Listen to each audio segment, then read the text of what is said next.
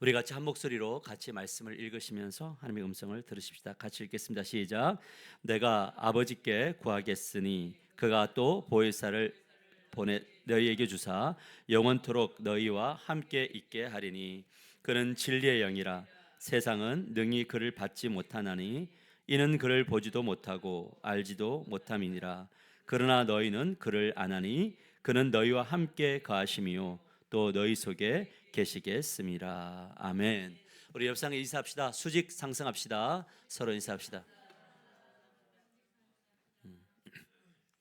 할렐루야. 한 주간 또 잘 살아내신 여러분 모두를 주님의 이름으로 축복합니다. 오늘은 좀 원초적인 질문 하나를 던지고 설교를 하려고 합니다. 나는 왜 그리스도를 믿고 따르고 있는가? 나는 왜 그리스도를 믿고 따르고 있는가라는 거예요. 여러분, 이 질문은 정말 끊임없이 하셔야 돼요. 나는 왜 그리스도를 믿고 따르고 있는가? 이 질문을 하다 보면 지금 현재에 있어서 답이 나오지만 이 질문을 계속하면서 기도하면서 가다 보면 주님이 지금은 나에게 이걸 원하시는구나, 이것을 원하시는구나 하면서 우리의 생각이 수정이 되고 하나님이 원하신 쪽으로 나를 맞추게 되는 그런 일들이 일어나는데, 이 질문을 안 하면 뭐냐면 자꾸 하나님을 내 편으로 이끌려고 하는 그런 시도를 하게 된다는 거죠. 각 사람마다 예수를 믿는 이유가 다 달라요. 어떤 분들은 너무 죄책감에 사로잡혀서 이 죄로부터 어떻게 하면 해방될까, 이 죄로부터, 죄책감으로부터 자유를 얻고 싶어서 예수를 믿는 분도 있어요. 그런데 어떤 분들은 죽음 앞에 탁 서보니까 죽음이 너무 두려운데, 죽고 나면 어떻게 되지? 내가 어렸을 때부터 들었던 이야기가 천국과 지옥이 있다는데 지옥 가면 어떡하지? 내가 살아온 날들이 엉망이었는데 나는 지옥 갈 것 같은데, 그러면서 이 지옥으로 안 가고 천국 가고 싶어서 예수를 믿는 분들도 있고요. 어떤 이들은 너무나 이 땅 가운데 힘든 일들을 살아가다 보니까 이 땅 가운데 성공하고 싶다, 잘 먹고 잘 살고 싶다, 부자 되고 싶다, 성공하고 싶다, 그래서 예수를 믿는 분도 있고, 어떤 분들은 너무나 육신의 질병과 어려움이 고통스러우니까 이 고통으로부터 벗어나서 좀 치유받고 싶어라고 하는 그런 분들이 있다는 거죠. 그러나 어떤 분들은 정말 나는 이 인생 가운데 예수님을 사랑하고 예수님이 정말 원하시는 그런 삶을 살고 싶어서 예수를 믿는 분들도 있더라는 거예요. 각 사람마다 지금 예수 믿는 게 다 지금 여기도 아마 현 시점에 예수 믿는 이유가 다 다를 겁니다. 여러분, 오늘 하나님께서 묻습니다. 왜 예수를 믿으려고 하니? 너희들이 지금 예수를 믿고 있는 이유가 뭐니? 라고 물어요. 여러분, 지속적으로 이 질문을 해야 돼요. 그리고 그 이유를 하나님이 원하신 쪽으로 변화시켜 나가는 여러분들이 되시기를 주님의 이름으로 간절히 축복합니다. 그러나 예수를 믿고 의지를 했는데 내가 원하는 대로 되지 않는 지점이 너무 많지 않아요?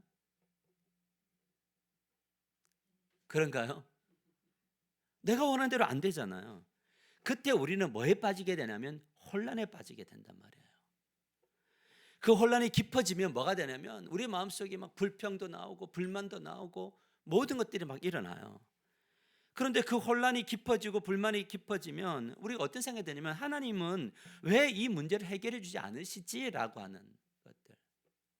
하나님은 정말 살아 계시나? 그러다가 어떤 생각이 들게 되냐면 좀 산신령처럼 뿅 하고 나타나가지고 정말 거부할 수 없는 그 어떤 강력한 역사가 좀 일어났으면 좋겠어 라고 하는 그 기도가 와요. 그래서 가끔 저도 기도하다가 하나님, 저분에게는 좀 하나님 그냥 뿅 하고 좀 나타나 주세요, 그런 생각이 들 때도 있잖아요. 하지만 아무런 반응이 없는 그 시간들이 좀 이렇게 길어지다 보면 막연해지고 막막해져요. 그렇게 우리는 근심에 빠지게 되고 두려움에 빠지게 되는 일들이 나타난다는 거죠. 그때 어떤 일이 발생하게 되냐면 그것은 바로 신앙의 방향 감각을 잃어버리게 돼요. 내가 기도했을 때 응답되고 내가 원하는 대로 삶이 펼쳐지는 시간들이 이루어지면 예수 소망, 예수 희망, 예수 힘 이러면 아멘, 아멘, 아멘 하는데, 내가 원하는 대로 안 되는 시간들이 길어지면 뭐야 이게, 막연해지고 막막해지는 일들이 일어나게 된다는 거죠. 근데 이것이 뭐냐면 우리가 살아가면서 경험하는 게 모든 사람들에게 이것은 자연스러운 현상이더라는 거죠. 이런 것들이 마치 안 왔으면 좋겠는데 반복되면서 마치 파도를 타는 것 같은 그런 신앙생활을 하고 있더라는 거예요. 그래서 이내 우리는 시험에 빠지죠. 사랑하는 성도 여러분, 우리가 믿는 하나님은 어떤 분이신가? 성경은 이렇게 이야기합니다. 근심하지 말아라고, 두려워하지 말아라고, 그것에 지배당하지 말아라고, 내가 이걸 할 수 있다고. 우리가 믿는 하나님은 그런 분이라고 계속 이야기를 하세요. 그래서 요한복음 14장 12절에 나에게 주신 말씀으로 같이 읽읍시다. 시작. 내가 진실로 진실로 너에게 이르노니 나를 믿는 자는 내가 하는 일을 그도 할 것이요 또한 그보다 큰 일도 하리니 이는 내가 아버지께로 감이라. 여러분 진짜 아멘이에요? 정말 여러분의 마음속에 저 말씀 진짜 아멘이에요? 여러분, 예수님이 하신 일이란 무엇입니까? 뭐냐면 사람을 살리는 일을 하셨어요. 영혼과 육신을 구원하는 일을 하셨어요. 오늘 집사님이 기도했던 것처럼 정말 사람들의 필요를 채워주는 일들을 하셨어요. 그런데 주님이 뭐라고 이야기하냐면 예수님이 하신 일을 너희가 할 수 있고 이것보다 더 큰 일, 주님보다 더 큰 일을 할 수 있다라고 말씀하세요. 언제? 예수님을 믿을 때 가능하다는 거예요. 근데 우리는 이 말씀을 들을 때 어떤 생각이 드냐면, 아니 예수님이 하신 일을 못할 뿐더러 어떻게 그보다 더 큰 일을 할 수 있는가라고 하는 현실의 문제 앞에 선단 말이죠. 이 말씀이 너무 좋은데, 이 말씀을 하신 분이 주님이신데, 근데 이 말씀을 아멘 했는데 정작 우리의 삶 속에서는 뭐가 오는 거냐? 아멘인가요? 삶은? 우리 내면에는 너무 깊숙한 곳에 있는 이야기를 끄집어내보면 이거는 누가 할 수 있는 거야? 근데 가만히 보니까 목사님도 하고 있어요? 못하고 있어요? 네? 제가 주님보다 큰 일을 하고 있어요? 못하고 있어요? 목사님도 못하잖아. 여러분, 그렇다 보니까 이런 생각들이 들다 보면 뭐가 되는 거냐면 우리의 삶 속에 계속적으로 뭐가 되냐면 힘을 잃어버리게 된다는 거예요. 여기에 질문 하나가 있습니다. 그것은 무엇이냐면 이 약속이 정말 가능하냐? 결론적으로 말하면 오늘 이 말씀이 가능하기도 하고 가능하지 않을 수도 있어요. 근데 가능하다는 것은 언제냐? 가능하지 않다는 건 뭐냐? 불가능은 우리의 능력으로는 절대 안 된다는 거예요. 우리의 능력으로 안 돼요. 할 수 있는 것이 아무것도 없어요. 우리의 능력이 아니라 뭐냐면 이것이 가능할 때는 성령 충만할 때만 가능해요.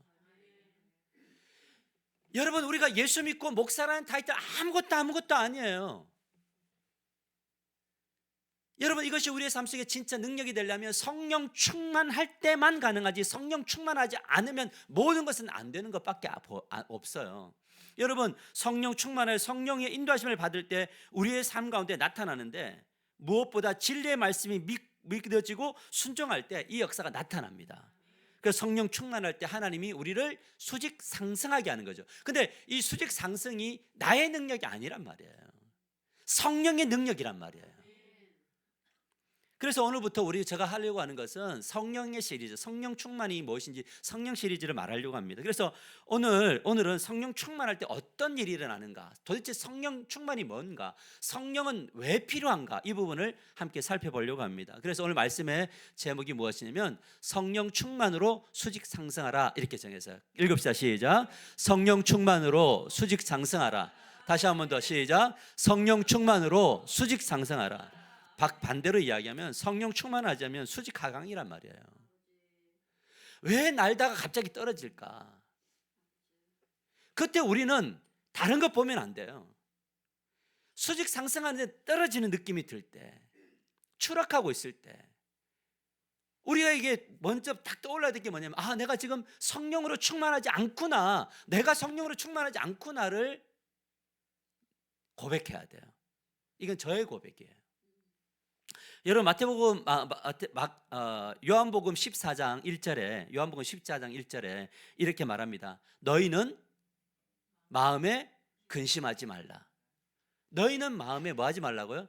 근심하지 말라. 근데 여기서 너희가 누구냐면, 너희는 누구예요? 예수님의 제자들이에요. 지금 예수님의 제자들이 어떤 상태에 빠져 있냐면, 이 마음이, 영혼이 근심으로 차 있다는 거예요. 여러분, 이 근심이라는 단어가 헬라어로 타라세스도라는 단어인데, 이 타라소라고 하는 이 원형에서 분산된 단어인데, 그 뜻이 뭐 뒤흔들리다, 요동치다, 혼란에 빠지다예요. 여러분, 지금까지 예수님의 제자들이 충만했거든요. 사기 충만했거든요. 막 예수님과 함께 죽으러 가자 하고, 뭐 주님과 함께 다 할 수 있습니다 했거든요. 그런데 어느 날 이 지금 요한복음 14장에 와서 뭘 했느냐? 근심하고 있단 말이에요. 단순한 걱정이 아니라 내적인 질서가 흔들리고 요동치더니 막 혼란에 빠져 있어요. 막 기도라는 단어가 들어도 싫고, 뭐 성령 단어 싫고, 모든 게 다 혼란스러운 상태에 빠지게 된다는 거예요. 여러분, 그렇다면 왜 제자들이 왜 근심에 빠졌느냐? 그 원인은 예수님이 이 땅을 떠날 거야 라고 말한 이 한마디. 예수님이 나는 죽으러 갈 거야, 나는 이제 죽는다, 나 이제 죽게 될 거야 라고 할 때, 이 제자들이 뭐라고 했냐면, 이렇게 예수님 요한복음 13절 이렇게 말합니다. 너희가 나를 찾겠으나 내가 가는 곳에 너희가 올 수 없다, 이런 거예요. 여러분, 예수님이 안 보이니까 찾아요. 근데 예수님이 가는 길을 갈 수가 없다는 거예요. 볼 수 없다는 거예요. 이 소리를 딱 듣는 순간 정말 강력한 충격과 함께 근심에 빠지게 돼요. 여러분, 참 이 근심이라는 게 어떻게 찾아오냐면 한순간에 찾아와요. 갑자기 훅 들어와 버려요. 그래가지고 막 요동이 치고 막 어떻게 할지 모르겠고 방향도 잃어버리고, 그동안 뭐 한 거지 막 생각도 들고 혼란에 막 빠지게 돼버려요. 그래요. 그래서 제자들이, 여러분, 이 충격이 빠져요. 여러분, 제자들이 예수님을 따랐던 이유가 무엇입니까? 예수님을 만나서 왜 따랐습니까? 예수님이 사람 낚는 어부가 되게 하리라. 그러니까 사람 낚는 어부가 돼야 되지, 전도해야지, 기쁜 마음으로 막 배 버리고 가족 버리고 따랐을까요? 여러분, 예수님 왜 믿으세요? 사람 낚는 어부 되려고 믿으세요? 예? 여러분, 예수 믿고 사람 낚는 어부 되려고 믿으세요? 전도 안 하잖아요. 그러니까 좀 물어보라는 거, 왜 믿는지. 이유는 뭐냐면 거창한 것에 있지 않아서 예수님을 따랐던 초창기 이유, 끝까지 지금 너희가 근심하느냐라고 할 때 그 근심에 그 자리에 서는 이 현재까지 예수님을 믿었던 이유는 간단했어요. 뭐냐면 그게 마가복음 10장 35절과 37절에 나오는데 이렇게 말합니다. 세베대 아들 야고보와 요한이 주께 나와 여짜오되, 선생님이여, 무엇이든지 우리가 구하는 바를 우리에게 하여 주시기를 원하옵나이다. 주의 영광 중에서 하나는 주의 우편에 하나는 좌편에 앉게 하여 주옵소서라는 거예요. 제자들이 왜 예수님을 따랐냐면, 따를수록 어떤 확신이 들었냐면, 주님을 따르면 나는 우편 좌편에서 성공과 부와 영광을 차지하겠구나가 목표였단 말이에요. 이것이 내면 중심에 있는 거였고, 겉으로 드러내는 것은 사람 낚는 어부란 말이에요.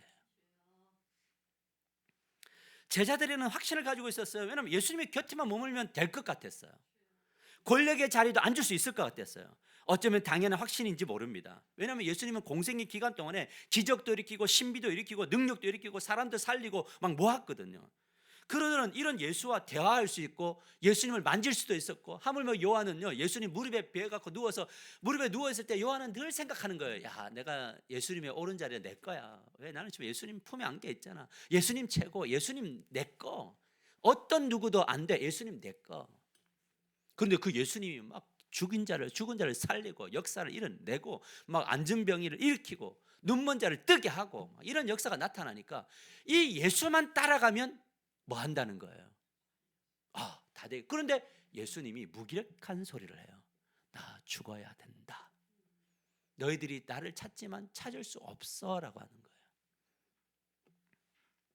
그러니까 3년 6개월 동안 너무 행복했는데 어느 날 하나님이 주님이 이 행복을 깨뜨리는 말을 하는 거죠. 여러분 이렇게 한번 생각해 볼까요? 하상원 목사가 매주일마다 병자를 고쳐요. 문제를 해결할 수 있어요. 안수 기도를 하면 회사에서 막 연봉이 승진도 하고 연봉도 막 올라가요.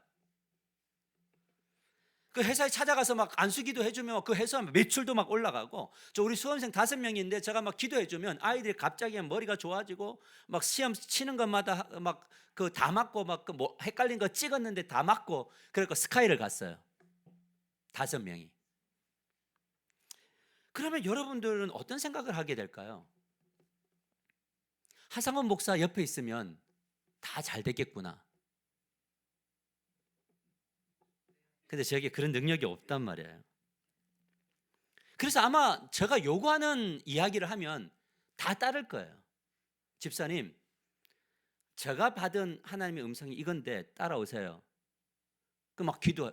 근데 진짜 말 그대로 따라가니까 돼요. 그래서 많은 사람들이 그런 생각이, 사람들이 막 모아요. 막 우리 목사님만 옆에 오면 다 된다고, 꼴찌 데리고 오라고, 목사님 안수 기도하면은 스카이 간다고. 그 이 주변 학원도 문 다 닫았어요.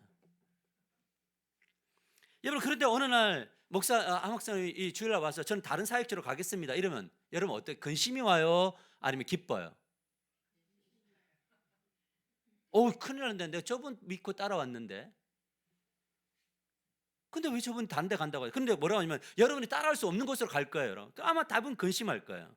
지금 예수님이 그런 말을 하고 있는 겁니다. 가룟 유다의 배신으로 잡혀서 십자가에 죽게 될 거고, 베드로와 제자들이 예수님을 부인할 거고, 아니겠지라고 했는데 계속 예수님이 반복해서 이 이야기를 하더니 결국 그 끝에 뭔가 기운이 막 달라지는 거예요. 지금 예수님 진짜 죽을 수 있겠구나라고 하는 생각이 딱 들어오니까 뭐가 되는가 하면 근심과 걱정이 그를 사로잡아 버린 거죠.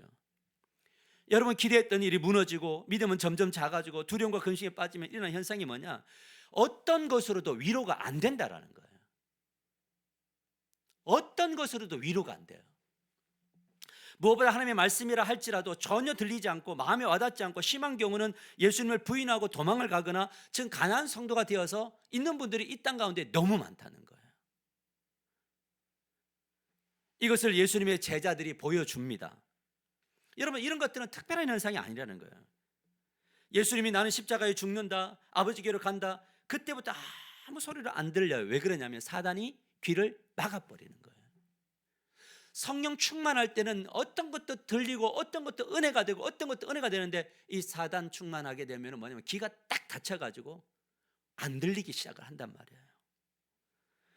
요한복음 14장에 이제 그 이야기가 나오는데, 예수님이 제자들에게 하신 말씀이 뭐냐면 천국에 대한 소망을 이야기해요. 요한복음 14장 1절에 3절. 여러분, 위로가 되는지 한번 들어보세요.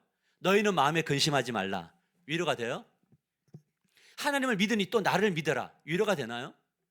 아버지 집에 거할 곳이 많도다. 그렇지 않으면 너희에게 일렀으리라. 내가 너희를 위하여 거처를 예비하러 가노니, 가서 너희를 위하여 거처를 예비하면 내가 다시 와서 너희를 내게로 영접하여 나 있는 곳에 너희도 있게 하리라. 위로가 돼요? 여러분, 이곳에 안 가고 싶지 않아요? 여러분, 이거 전부 다 미래적이잖아요. 여러분, 이 땅이 더 살고 싶잖아요. 이 땅에서 더 누리고 싶잖아요. 주님과 함께 오른쪽 왼쪽 가고 싶잖아요. 여러분을 믿는데 왜 가야 되냐고요. 여러분, 이 말은 전부 다 뭐냐? 미래적이잖아요. 근데 우리는 어디를 살고 있어요? 현재적이어야 되잖아요. 주님의 말이 위로가 되려면 현재적이어야죠. 미래적인 것은 위로가 안 된단 말이에요. 근데 이 말이 위로가 되는 분이 누군지 아세요? 죽음 앞에 서 있는 분들이에요. 여러분, 또 그 이야기를 합니다. 주님이 또 이야기합니다. 계속해서 말하면 요한복음 14장 12절 14절, 내가 진실로 너에게 이른다. 정말 간절히 이르는데 나를 믿는 자는 계속 말해요. 믿는 자는 내가 하는 일도 그 일을 그도 할 것이요 또한 그보다 큰 일도 하리니 이는 내가 아버지께로 감이니라. 너희가 내 이름으로 무엇이든지 구하면 내가 행하리니 이는 아버지로 하여금 아들로 말미암아 영광을 받게 하려 함이라. 내 이름으로 무엇이든지 내게 구하면 내가 행하리라. 그랬나요, 주님이? 여러분 인생 속에 그렇게 했나요? 지금 그러고 계신가요?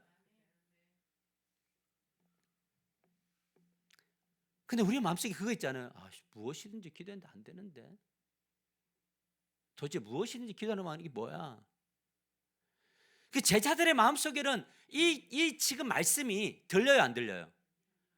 왜 안 들려요? 이 사람들에게는 미래가 중요한 게 아니라 현재 무엇을 먹을까, 마실까, 입을까의 문제도 해결되지 않았는데 무슨 미래냐는 거예요.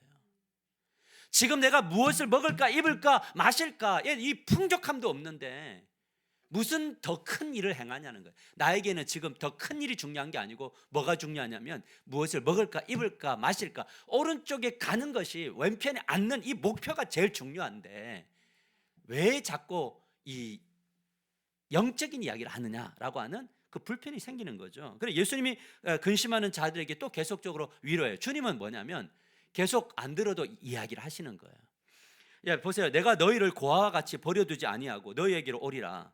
조금 있으면 세상은 다시 나를 보지 못할 것이로되 너희는 나를 보리니 이는 내가 살아있고 너희도 살아있겠음이라. 그날에는 내가 아버지 안에 너희가 내 안에 내가 너희 안에 있는 것을 너희가 알리라. 이렇게. 여러분 지금 무슨 말인지 알겠어요? 이 말이? 제자들이 이 말을 들으면서 도대체 무슨 말 하는 거야?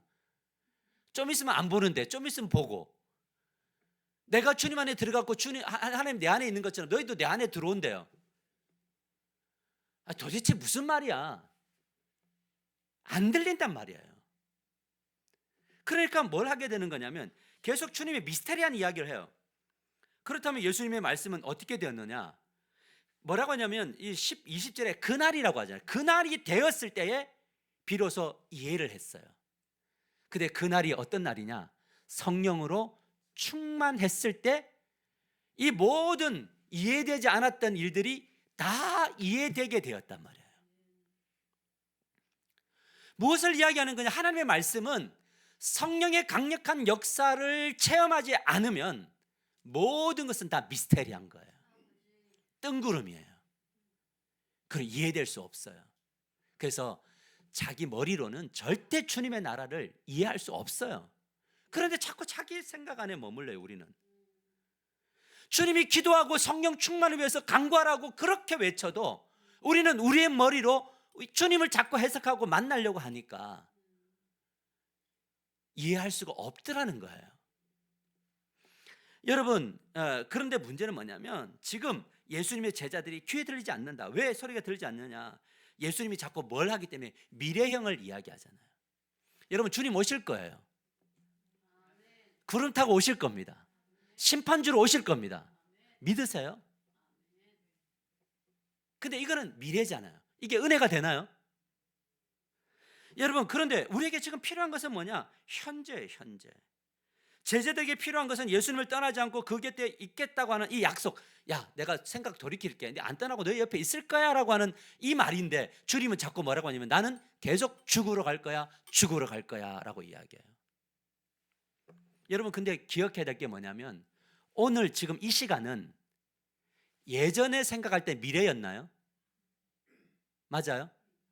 오늘 내가 믿지 않아도 미래는 오고 미래가 오늘이 되는 거예요. 그러면 오늘을 어떻게 살아야 될까? 오늘 지금 내가 꿈꾸고 있는 미래가 막막한 이 미래를 견뎌내고 이겨내려면 오늘 이 자리에서 뭘 해야 될까? 안 들어야 될까? 주님의 말씀을 이해하지 않으니까 이거는 뭐 뜬구름이하고 던져야 될까? 내 머리로만 생각해야 될까?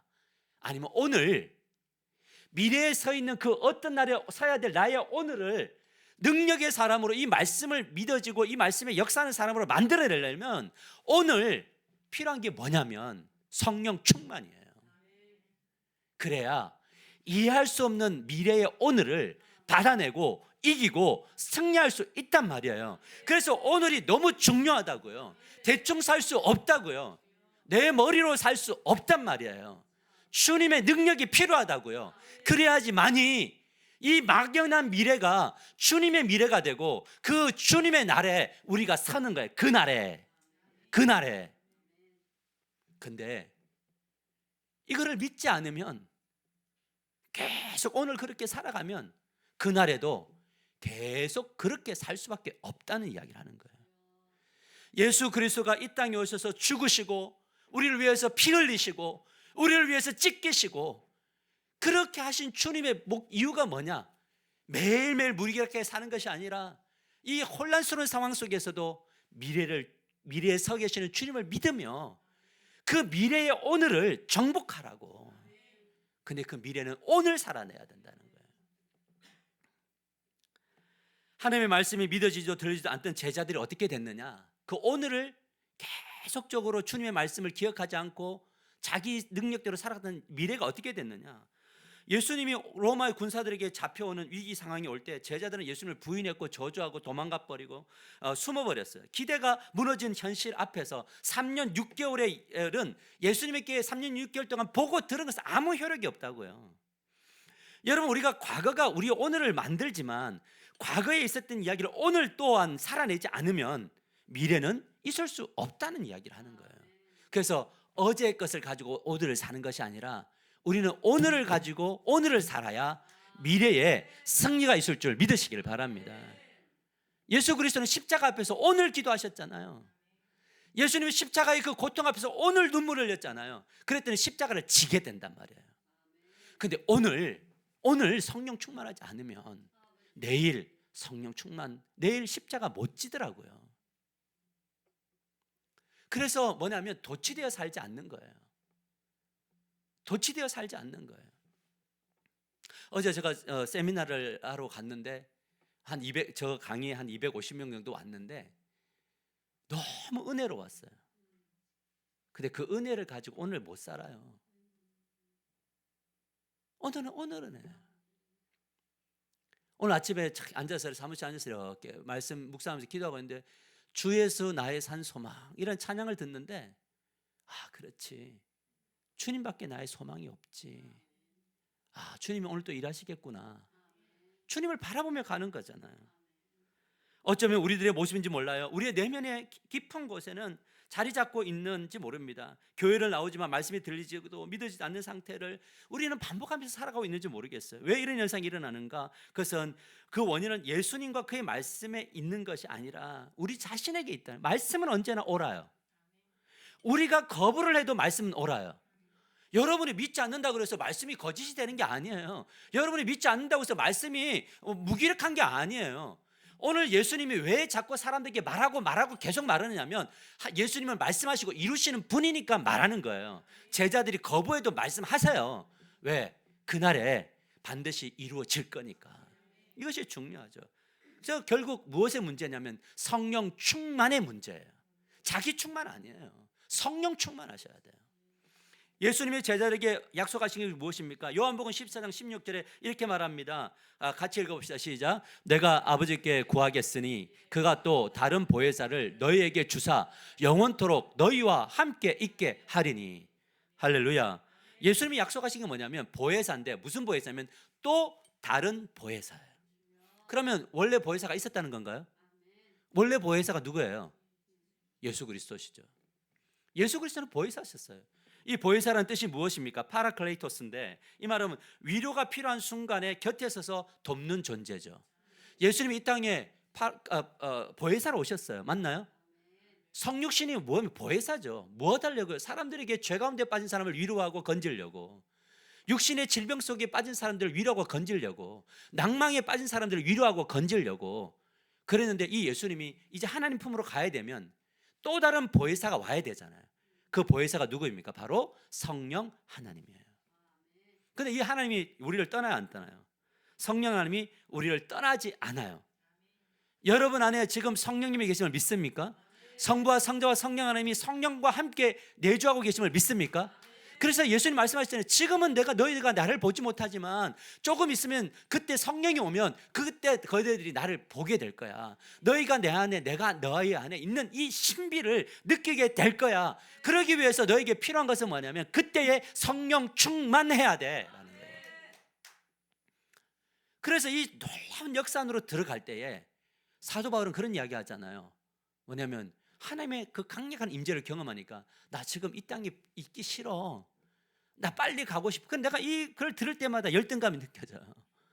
주님, 나에게도 저런 고백을 확실하게 할 수 있고 힘있게 할 수 있는 능력 달라고, 체험 달라고 하는, 이게 바로 뭐예요? 성령 충만해야 돼.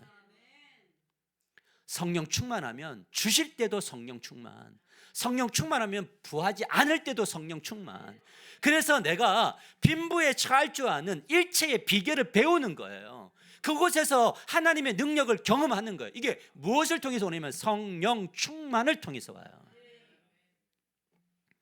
성령님이 어떤 방식으로 성도들에게 임하는가, 성도들에게 어떤 방식으로 위로를 주는가, 요한복음 14장 17절에 이렇게 말합니다. 뭐라고 하냐면 그는 진리의 영이라. 성령 하나님은 우리 안에서 진리의 영으로 진리 안에서 우리를 위로하세요.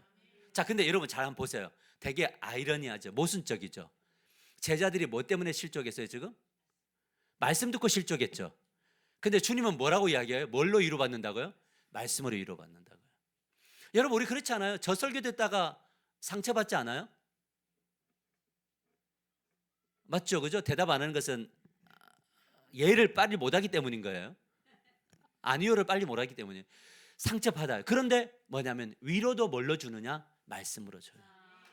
그런데 똑같은 말씀을 전하는데 어느 날에는 왜 상처가 되고 어떤 날은 왜 은혜가 될까? 이유는 한 가지예요. 성령 충만이에요. 성령으로 채워지면 자기를 돌아보게 되고, 자기를 보면 감사가 넘치고, 모든 것이 은혜고 모든 것이 하나님의 일하심인 걸 경험하게 되면 그때 우리는 아멘이 되는 거죠. 그래서 요한복음 14장 26절과 27절에 이렇게 말합니다. 보혜사 곧 아버지께서 내 이름으로 보내실 성령, 그가 너에게 모든 것을 가르치고 내가 너에게 말한 모든 것을 생각나게 하리라, 이렇게 이야기하잖아요. 성령님이 위로하실 때가 언제냐? 막 현실을 보니까 너무 낭망이 되고, 막 집에 봐도 낭망이 되고, 교회 봐도 낭망이 되고, 삶을 봐도 낭망이 되는데, 그런데 그런 낭망을 가지고 하나님 앞에 기도함이 엎드리는데 막 따지면서 기도하고, 하나님 도대체 어떻게 하실 거냐고, 도대체 어떻게 해야 되냐고 막 물었는데 하나님이 말씀이 생각나게 하시잖아요. 그러면 깨닫게 하시잖아요. 그럴 때 그걸 따라 걸어갈 때 뭐가 일어나게 되느냐? 하나님의 은혜가 넘친다는 거죠. 여러분, 그런데 사단은 뭘 보게 하느냐? 현실을 보게 한단 말이에요. 여러분 요즘에 요즘 이제 종영이 됐는지 모르겠는데 신의 악단, 제가 보진 않았지만 이 신의 악단이라고 하는 그 나왔던 배우 중에 정진운이라고 하는 그 아이돌이 있습니다. 이 친구가 이 찬양을 계속 부르는데, 계속 찬양을 부르는데, 연기하면서 부르는데, 연기를 위해서 부르는데 그의 마음속에 어떤 마음이 드냐면 이대로 살면 안 되겠구나. 그러면서 강력한 마음이 온 게 뭐였냐면 말씀을 배워야 돼, 말씀을 배워야 돼, 너가 지금 말씀을 떠나 있어, 말씀을 붙들어야 돼. 마음이 그의 영혼을 성령이 막 지배해 버리니까 그가 연기를 하기 위해서 노래를 불렀는데 그 안에 뭐가 왔느냐? 성령의 강력한 임재가 임해서 바로 교회 가서 성경 공부 신청을 하고 성경 공부를 하고 있다고 하는 간증을 하더란 말이에요. 여러분, 그가 주님을 노래하려고 했던 게 아니에요. 연기하려고 했다고요. 그는 믿는 자였어요. 거기 나와 있는 대부분이 다 신자들이에요. 믿는 자들이에요. 근데 믿는 자들이 연극을 하기 위해서 노래를 부르고 찬양을 했는데 그 찬양의 성령이 강력하게 역사하시더란 말이에요. 그러니까 뭐가 떠오르냐? 말씀 안에 머물러야겠구나, 말씀 안에 머물러야겠구나 하는 것들이 일어나게 된단 말이죠. 여러분, 그래서 우리가 성령은 생각나게 하시고 말씀대로 순종하는 능력을 주시고 지금 당장 내가 원하는 것이 해결되지 않고 답답하게 보이고 막 길이 울퉁불퉁하게 보여도 그 상태를 가지고 주님 앞에 나아가서 엎드릴 때, 주여, 저에게 필요한 것은 성령 충만입니다. 우리 교회에게 필요한 것은 돈이 아니라 성령 충만입니다. 우리 교회에게 필요한 것은 성령의 역사입니다. 그것을 놓고 우리 온 교회가 기도하는 거예요. 그러면 그 다음에 일들은 나를 통해서 또 때로는 다른 사람들을 통해서 하나님이 역사하시고야 말 거라는 거예요. 저는 이번에 그 명도가 4개월 동안 막 해결이 안 되는데 답답하죠. 저기 돼야 되네. 그렇다고 우리 교회가 끄집어낼 수 없는. 그래서 정말 새벽에 기도했어요. 하나님 구체적으로 이것 계속적으로 주님 도움을 간구합니다. 우리가 할 수 없는 일입니다. 그런데 제가 이제 기도하러 가서 딱 차를 딱 내려놓으니까 그 사람이 팍 내려오더라고요. 어떻게 오셨냐고 하면서 막 이러면서 오더라고요. 겁주려고. 내가 웃으면서 그냥 땅 보러 왔다고. 그러면서 내가 한마디를 건넸어요. 왜 합의를 안 보셔요? 라고 이야기했더니 그때 그분이 딱 오면서 마음문을 열고 그 다음날 집사님 같이 만나서 이 모든 것들을 하나씩 하나씩 풀어가시. 그러니까 뭘 이야기하는 거냐? 우리의 능력으로 될 수 없을 때는 성령을 의존하는데 그냥 우연히 기도하러 간 그 상황 속에 주님은 그 사람을 내려오게 하시고 만나게 하시잖아요. 여러분 사도행전 2장으로 가보면 성령 충만을 기다리면서 기도를 전념했던 제자들과 성도들이 오순절날 성령 충만을 다 받았는데 성령 충만을 받았을 때 제일 먼저 온 게 뭐였냐면 여러분 성령 충만에 제일 먼저 일어나는 반응이 뭔지 아세요? 그게 바로 요한복음 14장 27절에 이렇게 말합니다. 같이 읽읍시다. 시작. 평안을 너에게 끼치노니 곧 나의 평안을 너에게 주노라. 내가 너에게 주는 것은 세상이 주는 것 같지 아니하리니 너희는 마음에 근심하지도 말고 두려워하지도 말라. 그 성령의 충만함이 딱 찾아오면 뭐부터 오느냐? 샬롬이 와요. 상황이 변했나요? 오히려 상황은요 엄청 위기죠. 예수 믿는 사람 막 잡아가려고 하는 그런 상황이죠. 지금 교회가 막 깨지고 흩어지기도 했어요. 예루살렘 교회가요. 너무나 은혜롭고 오늘 그 막 서로의 것을 자기 것을 여기지 않고 막 그 가난한 자가 없는 만난 이 정말 좋은 공동체가 깨져 버린다고요. 누가 깨뜨렸어요? 이 깨짐을 주님이 깨뜨려요. 그리고 흩어진 사람이 예루살렘만 머물기를 원했는데 온 유대로 사마리아로 땅끝으로 보내서 하나님의 교회가 세워지잖아요. 도망 다니면서 마음에 뭐가 있냐면 샬롬이 있다고요. 그래서 우리의 마음속에 두려움이 아니라 주님의 성령의 충만을 받으면 뭐가 되면 샬롬이 오죠. 여러분 골리앗이 앞에 있는데 그 수많은 이스라엘 군대들이 사울을 중심으로 군대들이 전부 두려워했잖아. 왜요? 하나님의 영이 그들에게 없었거든요. 근데 다윗은 성령으로 충만했잖아요. 그리고 다른 사람들이 다 겁낼 때 힘있게 나아간단 말이에요. 누구 믿고 나아갑니까? 다윗이 자기 경험 믿고 나간 게 아니라 경험 속에 역사하셨던 주님 믿고 나아간단 말이에요. 이것이 중요하죠. 여러분 그랬더니 오순절날 충만한 제자들이 예전에 유대인들을 두려워가지고 막 문고리 잡고 숨어있던 그들이 예수님을 도망쳤던 그들이 주님이 주시는 평안으로 담대히 하나님 나라의 복음을 전파하니까 3,000명이 돌아오죠. 여러분 예수님이 살아계시는 동안 복음전에서 한 번에 3,000명 돌아온 적이 없어요. 주님보다 더 큰 일을 행하셨나요? 아멘인가요? 예수님은 이 땅에 사실 때 예루살렘과 온 유대만 있었나요? 아니면 다른 데도 가셨나요? 한 번 가셨네요. 애굽에 한 번 갔다 오셨네요. 그 지역만 그 지역만 복음 전하셨잖아요. 근데 오늘 우리는 우리 지역만 복음을 전하고 있나요? 우리는 부산 전국적으로 우리가 함께 복음을 전하는 통로가 되고 있나요? 우리가 세계적으로 복음을 전하는 통로가 되고 있나요? 주님이 하신 일을 할 뿐만 아니라 주님보다 더 큰 일을 우리가 지금 행하고 있잖아요. 할렐루야. 그래서 우리 교회에 예배당을 주신 이유가 무엇이냐? 지금까지 했던 일들보다 더 큰 일을 너희가 나보다 더 큰 일을 너희 안에서 내가 역사할 거니 하늘과 땅의 권세를 가진 내가 역사할 거니 내가 너를 통해서 하고 싶으니 해라는 거예요. 이거죠. 그 주님 그럼 이 말씀이 우리에게도 지금 이루어지고 있는 건가요? 우리는 지금 비상하고 있잖아요. 비상할 거잖아요. 지금까지 했죠. 앞으로도 할 거예요. 말씀을 맺으러 갑니다. 여기에 질문 하나가 있습니다. 이런 일이 오늘 우리 가운데 일어날 수 있느냐라는 거예요. 대답은 당연합니다. 왜냐하면 성령 충만할 때 가능합니다. 성령 충만하면 너희가 나를 믿으면 내 이름으로 기도하면 근데 믿음이 없으면 뭐냐? 주님 믿음 주세요. 내가 주님 믿고 싶어요.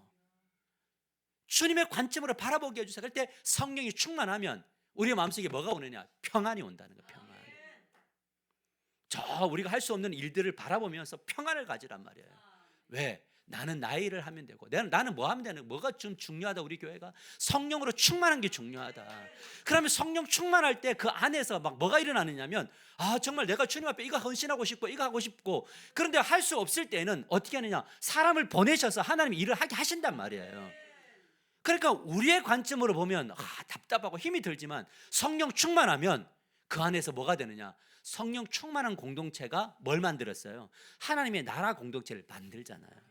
근데 성령 충만하지 않으면 아무것도 못해요. 왜? 두려움이 잠식해. 지금 두려움 장식당하니까요.